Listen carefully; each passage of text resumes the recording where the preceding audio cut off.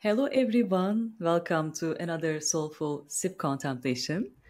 As usual, before we start, I would like to invite you to grab one of your favorite drinks, tea or coffee or a cup of water, and join me for this contemplation about the power of books and why we need more of their magic in our lives, especially today.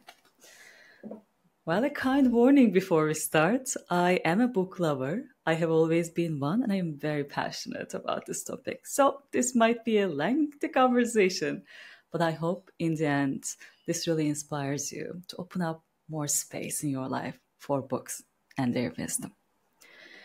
Well, the inspiration for this contemplation is coming from my own frustrations. When I look around me, I see the world changing. When I was growing up, I used to see many more libraries in my neighborhoods. They are gone today. And when I think about once again my childhood, I was able to see many people reading books in transit. There were quite a lot of people reading books in front of doctors' offices. And today, the only thing that I see is everyone else just looking into their screens. And of course, one can also say that they are reading digital books. But I can also confirm that most of the time, what I see is people just killing time in social media. Is this concerning? Maybe yes, maybe not. But given the context for today's conversation, my answer would be definitely yes. Because books have very unique gifts and they can really enable us to be a part of the world that we are almost forgetting. Let's start with a big question. Who knows the best? The one who reads more books or the one who travels more? Well, personally, this has been one of the most challenging questions to answer in my life because I love both of them. I love books and I love travel. But to me, they represent different forms of learning and they nicely complement each other. In the world of books, I can just travel to an imaginary world with the power of my mind. And I can do this in the comfort of my home. In the travel world, I can just immerse myself in real life, get to know a culture deeply, experience and tasting, speak their language, make new connections. So, in that sense, one of them is more experiential in a sensual way. The other one is a mental travel where I can just go and discover new things just in my mind space. And they beautifully complement each other because I can open my mind to new possibilities with books and I can bring those possibilities into life and I can integrate what I learned in the books through my travels or real life experiences as well. And in today's world, it's not that easy to travel whenever we want to. We might not have means, we might not have the time. Given that, I always favor books as alternative options to broaden our worldview. And books are very accessible. You can have print versions, you can have digital versions. There are lots of libraries around. And if you have the right intention, you can always borrow from the people around you. So there is no excuse for reading books in that sense. And once we overcome the challenge of finding the books, what are some of the gifts that they can introduce to our lives? One of the first things is really mental stimulation. When we start reading books, it immediately engages our minds. We start seeing things in our minds. And using our mind continuously this way really keeps our minds healthy. There are lots of scientific studies showing that the ones who are reading books are less prone to mental diseases like Alzheimer's. And one of the most important things personally for me is its power for inviting and engaging our imagination. You already know that I am very passionate about innovation, and innovation means introducing new things to the world, seeing things differently, seeing new possibilities.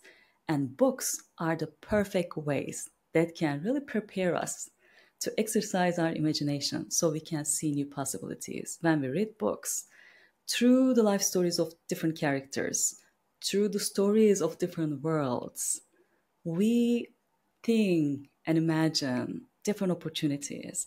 And this really helps us to think outside of the box, to think about new possibilities, open ourselves to what is feasible so we can bring those feasibilities into our lives, into our practical things that we do day to day as well. Another important thing to highlight is the fact that books also help us to focus our attention on that particular story for some time. And especially in today's world where our attention spans are decreasing over time, we are always looking into the world of social media, and our attention span started decreasing from hours to minutes. Nowadays, it's even within the context of seconds. What we need the most is to counterbalance that with attention span expansion. The right medicine is always doing the opposite, so we can find the middle balance. And 30 minutes of reading every day can really help us to train our minds so that we can focus our attention on a particular thing. And when we combine this with the previous benefit, imagination, that is the time when we can bring magic, beauty, creativity, innovation into the world. What do I mean by that?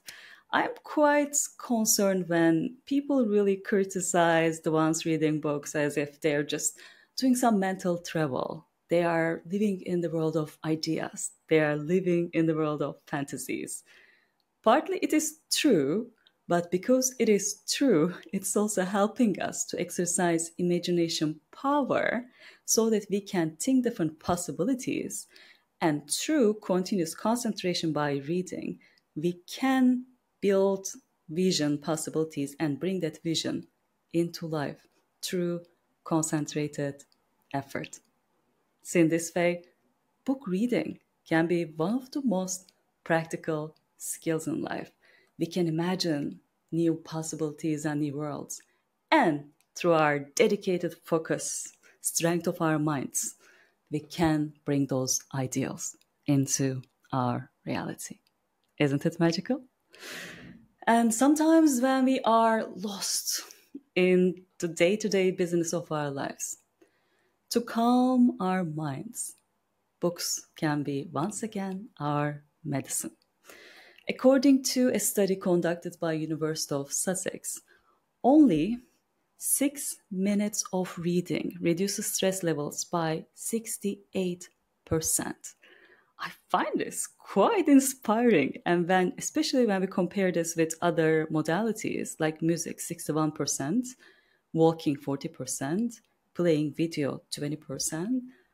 I am quite motivated to read more books. So instead of playing video games, which is around 20%, if I switch to reading books, in 6 minutes, I can just calm my mind and get tremendous benefits for stress reduction. And on the personal side, I enjoy reading books just before going to bed. So it really helps me to calm my nervous system and also ease into a restful sleep. What else? The beauty of books. I've been always fascinated about lifelong learning. And when I was doing some research about some countries and what make them successful in education models, I discovered that Finland is one of the most important countries with quite a lot of success rate in terms of its education.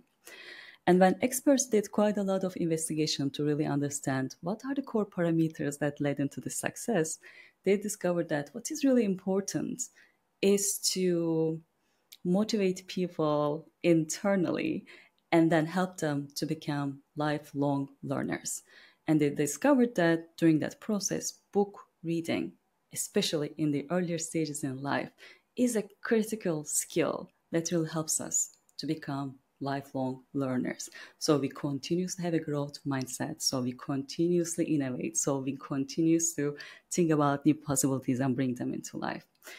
And what was so visionary to learn was the fact that Finland established a program nationwide to inspire people to read more books. The name of the program is Book Back to Every Baby Born. So they send books to the families of newborns just to inspire them to read more books so that their children, when they are growing up, they can see their parents reading books, get inspired, and hopefully over the long term become lifelong learners. This program was established in 2019, and 2 years later, when they did a follow-up poll or survey, they discovered that this led into actually 63% more book reading in the families that were a part of this program. Isn't it fascinating? So inspirational, so visionary. Can you imagine the thinking, the futuristic thinking, sending books to the families so that the future generations can be intrinsically motivated to read more books? Wow. I would love to believe that. And I would love to believe that this is the world that we should be leading towards, not the world we are decreasing our attention span within the context of seconds. I think we need to open up more space for the books.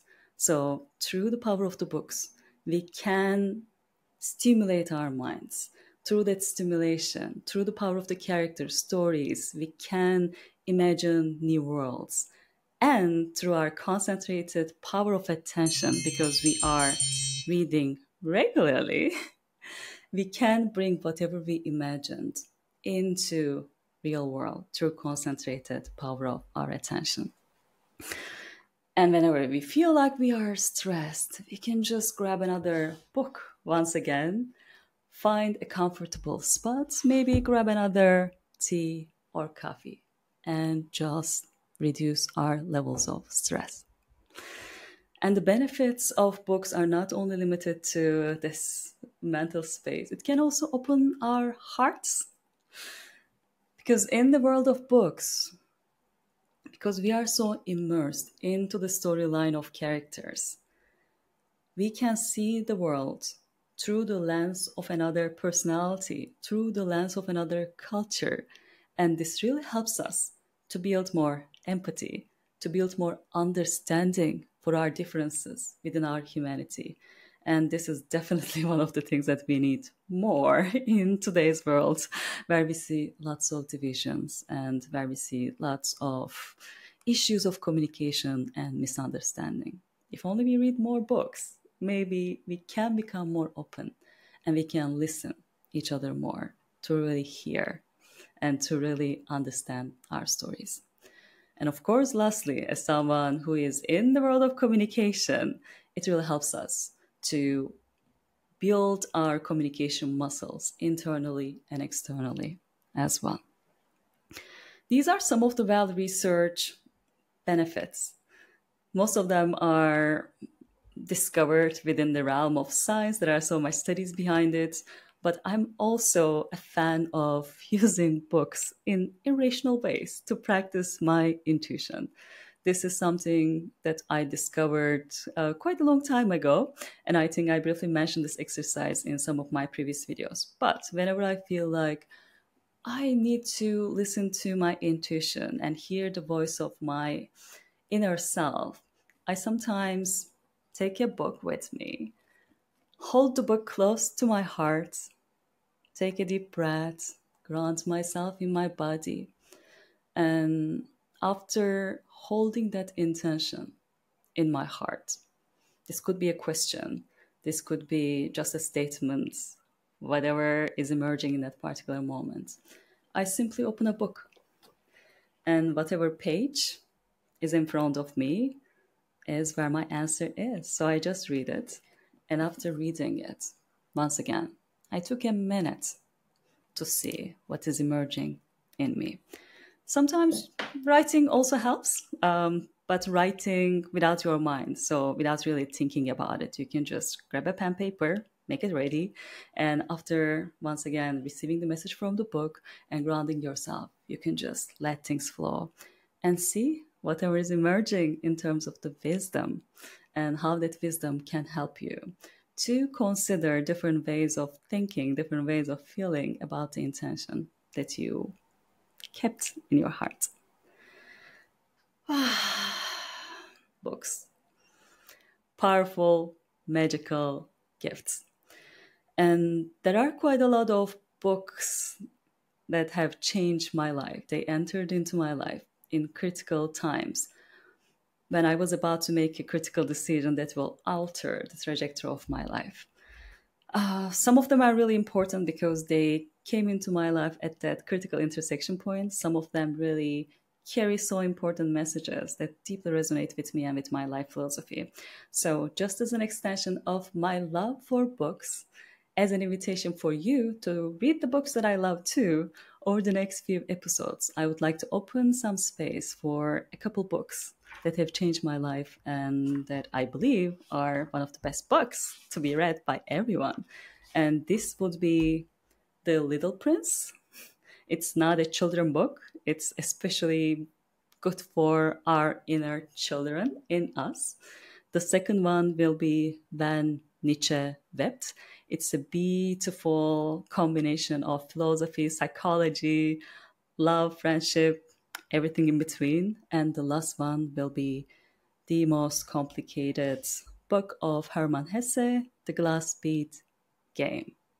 And once again, it's about life, it's about philosophy, it's about seeing world from different perspectives. And through that, we will get into some deep contemplations and conversations too.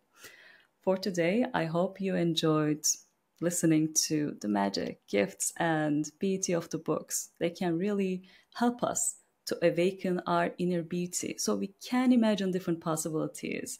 We can use our beautiful minds, and we can, through concentrated effort, bring those ideals into our lives. And by reading books, we can open our hearts. We can see our differences, honor our differences, and hopefully bring more empathy and more clear communication to the world. So we can create more beauty in our world as well. That's my intention and that's my invitation. Till next time, remember that you are beautiful. Create more of it externally. And of course, please read more books and inspire others by reading. See you next time. Thank you.